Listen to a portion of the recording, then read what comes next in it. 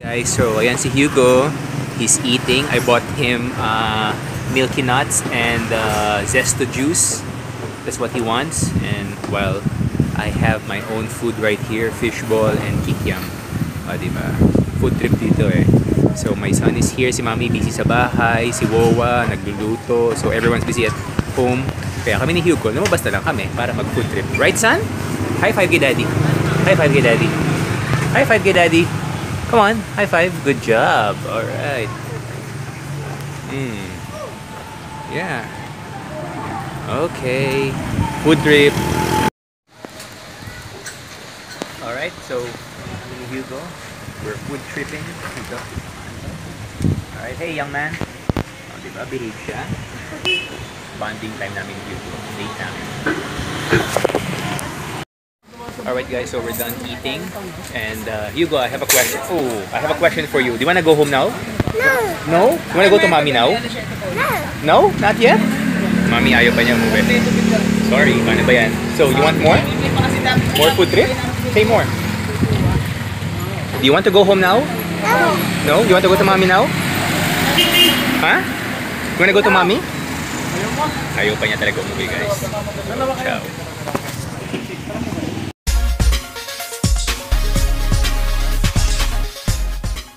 Good morning guys! Ayan, magta-training kami today. Wait lang, pinto ko ba yun? Check mo nga ito dyan. Wait, may bukas na pinto guys. Kausapin mo muna sila. Alright, so back to training. And today we're gonna be doing meron pa eh. Hindi sa akin yun. It's not my door, daddy. Ayan guys, nag-ano lang ako. Nagilamos lang ako kanina yung shower. Naks. Ngayon, mag-stop over mo. Nagdala ako ng shades, daddy, kasi alam kong mainit. Anong shades yan dala? Hindi yung fake kong shades. Hindi. Sira mata mo yan eh. Saan? Shades. Oo nga, hindi pa ako nakakabili ng magandang shades. Yung medyo, di talaga siya pang sports. For the meantime lang yun kasi dati hindi naman priority masyado yung salamin. Parang kung anong may magamit lang. Pero kung ako may choice, nako. Pero kung pag medyo may konting-konting budget, iraraos ko yung aking salamin. Pero kung ano munang meron tayo ngayon, kontentong muna tayo. Importante may magamit tayo. Grabe. Daddy, aircon please. Pupunta muna rin kami ng 7-Eleven.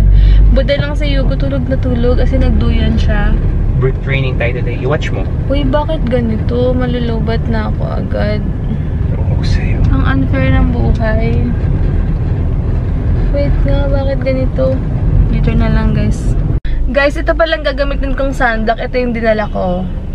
For face and body. Ito muna. Tapos, or pang re-apply ko na lang to. Meron ako doon na parang pang spray. Ang ganda nung pang spray nila. Pero sa face ko, ito na lang gagamitin ko para mas safe.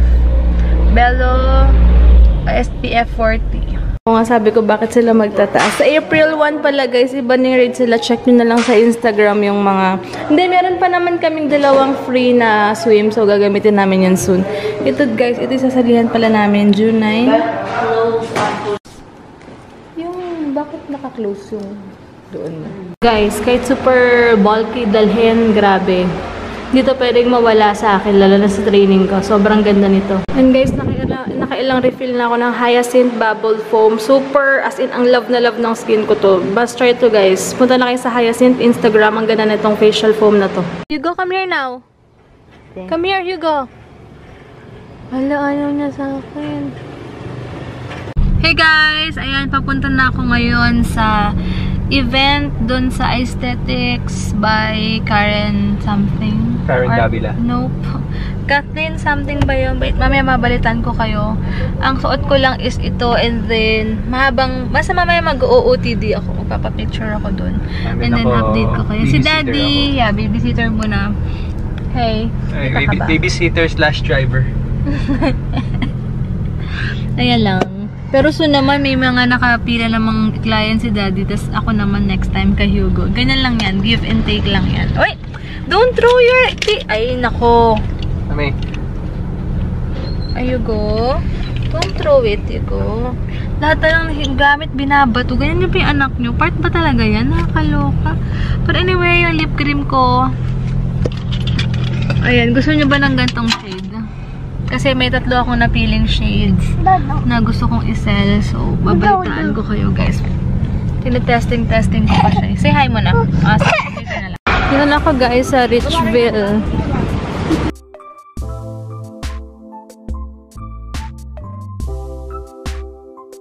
Pala tayo, guys. Pagpasok nyo doon, bababa pa tayo. Pwede pala dito.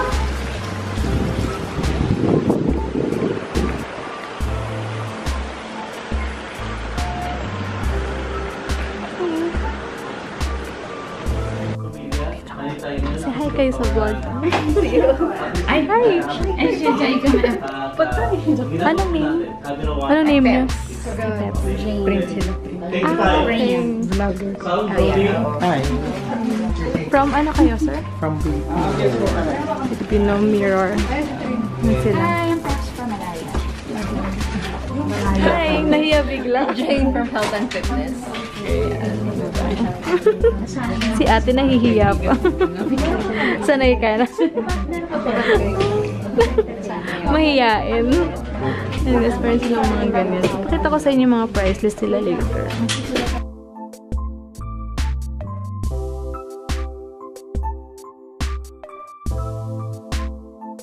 Hey guys, ito na ako ngayon sa aesthetic beauty. So, meron pa silang mga interview para sa umagang kaganda.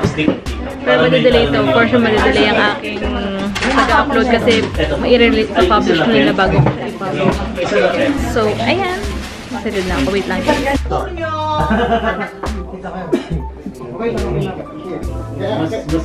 Hey guys! Ayan si Ate Beth. Anong name mo? Rina. Ayan. Siya yung nag-invite sa akin dito. Thank you so much, Ate Beth. Ayan. Ayan guys, tapos na yung event. So, baka pumunta na. Maglalakad na lang ako from here to ayan. So, puntahan ko na sila, Daddy. Nandun sila sa baba. Check natin kung asan sila. Ito yung press kit sa akin. Grabe. Free pampakilay, guys. Dito daw sila malapit sa concierge.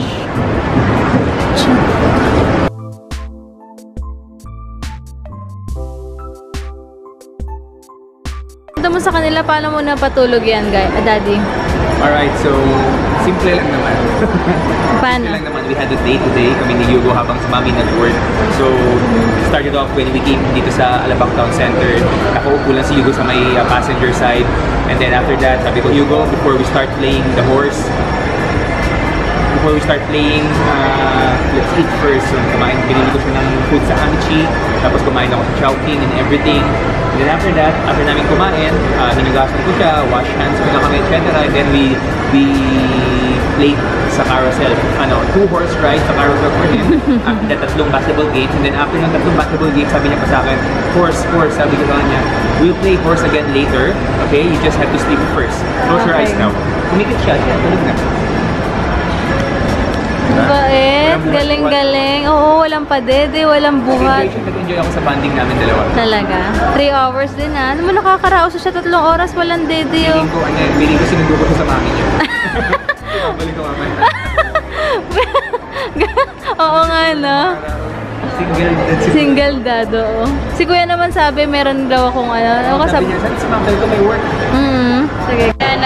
Ako, ice cream lang ako dito kasi nag-crave lang ako ng something sweet. Pero yun na yung pinaka-sweet na i-intake ko ngayong araw na to. Si Daddy nag-coffee siya. Gusto niya yung coffee ng Burger King. So, ayun. Tawag ito, binigyan ako ng aesthetic studio ng worth nila sa pangkilay. So, tinanong ko yung owner kung pwede na ako magpakilay. Sabi niya, ilan taon na daw yung anak ko. Sabi ko, 2 years old na naman. So, pwede na daw. Pero, syempre, ang una kong kausap kasi sa kilay ko is si Tagle. Pero, tinanong ko muna siya kung papayagan or kikilayan niya ako. Pag hindi, doon ako sa aesthetic studio. Pero baka April katapusan pa kasi yung owner, lilipan siya mapuntang New York yata kasi may business din siya doon. So, after nun, baka magpasked ako sa kanya kung hindi ako pagkilayan ni Sistine Tagle. Pero pag si Sistine Tagle, doon ako sa kanya. Kasi gusto ko rin magkilit talaga si Sistine as in, siya pa bumagsak. Ayoko naman na magpa-bypass siya, di ba? If ever lang. So, ayun, kukunin ko na rin pala yung salamin ko, guys, sa Starfinder. Ayan, guys, kukunin ko na yung salamin ko sa Starfinder Eyewear. Ito yun. So, ayan, guys. Ayan, guys. So, magtatanong sa akin, guys, sa Starfinder ako nagpagawa. Ayan. So, guys. Ang linaw ng paningin ko. Sobra. And, tignan mo to. Asan yung ate yung ano niya? Kapag nasa labas, nilaging mo lang siya dyan. Ano siya? Nice. Ano? Ganda. Ganda, diba? Sakto lang siya sa face ko. Baka Parang mawala siyang mo Club Master. Hindi ito mawawala. Ilang salamin na tayo. So, agad yung card. Diba? Sakto lang siya sa face ko. Ah, okay. Okay, any branch ng Starfinder. Kung gusto yung magpalinis, magpa-adjust, ganyan, free lang. Sige, sige. Wow, ang liwanag na ng paningin ko. Kasi hindi ko rin daling salamin. Ano masabi mo? Maganda. Very good. Yan. Yung akin, miss. Si Daddy, ang daming side comments. Kailangan daw tabi, ganito, ganyan. Daming ano, kasi burara ako. Alam ko lang may inaamin ko. Pero alam mo yung parang ididiin pa niya na kailangan. Ganito, ganito. Parang dala ko yung TW steel ko dito. Wala, ikaw. Ang liwanag ng paningin ko, guys. Ang sarap ng feeling. As in, grabe. As in, dito ka na. Wait lang, ito yung nakikita ko. Sunsilk. Yes po. Yung conditioner po sa namin doon. How much yun? It depends po sa mga way po namin. Kasi magpapump po tayo na dito naman po. Magpapump. Ah, magkano minimum? Yes po, 50 grams na. How much yun? 50 grams. 20 plus. 20 plus pesos. 20 pesos lang talaga? Ang 50 grams? Yes po, kasi Eh, with bottle. 53 pesos po kasi ang 100 grams. So, Talaga? Affordable pala. Parang gusto ko mag-try. Yes.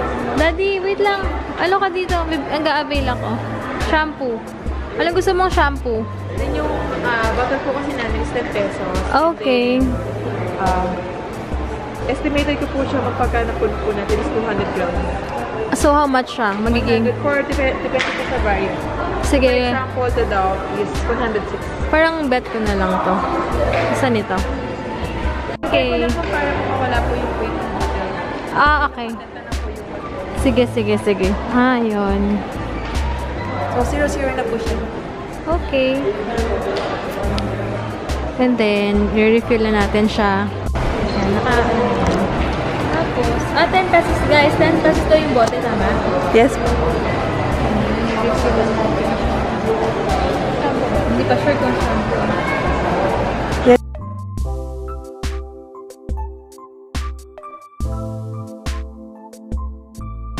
So, ayan guys. Ito yung nakita ko sa Facebook eh. Diba?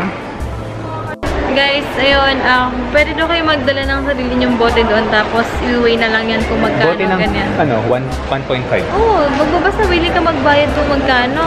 Kung magkano yung kunin mong shampoo or conditioner. Ganon.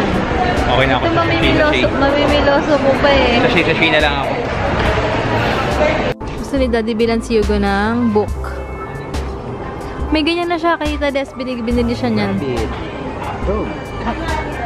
Nado-imagine mo ah. Buffalo. So, ayan guys, tinesting ko lang tong salamin ko. Ayan, okay pala siya. Saktong-sakto din talaga siya sa face ko. And then, kapag nasa mall ka na or what, tatanggalin mo lang, ganyan na siya. Ganyan ang shape, no? Siya super bilog-bilog, hindi rin siya super square. Ito yung nahanap ko talaga. Kasi depende yan minsan sa face mo, diba? May binabagayan yung bilog, may binabagayan yung square, may binabagayan yung malaki, maliit. Depende yan. So, what's that? You want to remove the sticker? Huh? Can I see? Yung fats ko, ang dami ko nakaing rice kanina. You want me to remove this one? What? What do you want me to do? Here. Ito sticker. Buti pa dito mura yung ano, sa 7-Eleven tsaka sa iba. 50 plus. What are you eating? Yung Mentos niya. Okay. Say hi. Behave naman ang anak ko. Thank you, Daddy. Welcome. What did you do earlier? When Mommy's not around? Egg! What did you do with Daddy? Egg! Yeah, egg. Did you ride the horse or what? No. You play ball. What else? Tell mommy. What? Jump? Did you jump? Huh? What? Did you jump? Daddy left ka ha? Ayan guys, go. So tatanggalin ko na, maya na lang ako magsasalamin. Naantok ako, gusto ko magpahinga. Napagod ako kayo nasa bike tsaka sa takbo ko. Alam nyo ba kung ba't pagod din ako? Kasi pinilit kong itakbuhin yung 5 kilometers ng under 30 kasi hindi ako talaga kanina, hindi ako yun.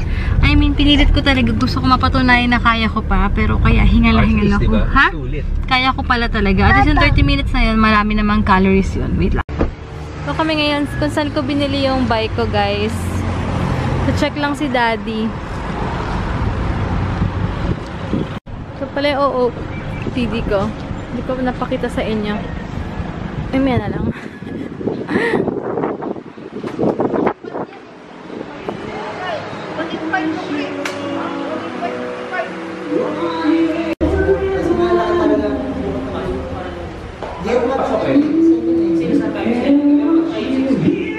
Guys, dito na kami. So, si Tita Weng, si Tagwin andun.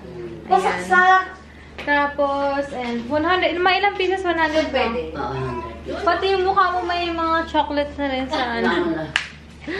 Ayun, so sa Thursday kasi nakabili na kami ng gift, ma. Pumunta kami kasi sa birthday, sa first birthday. Secret. Alam mo, sabihin ko dito, yung pag malalaman nila.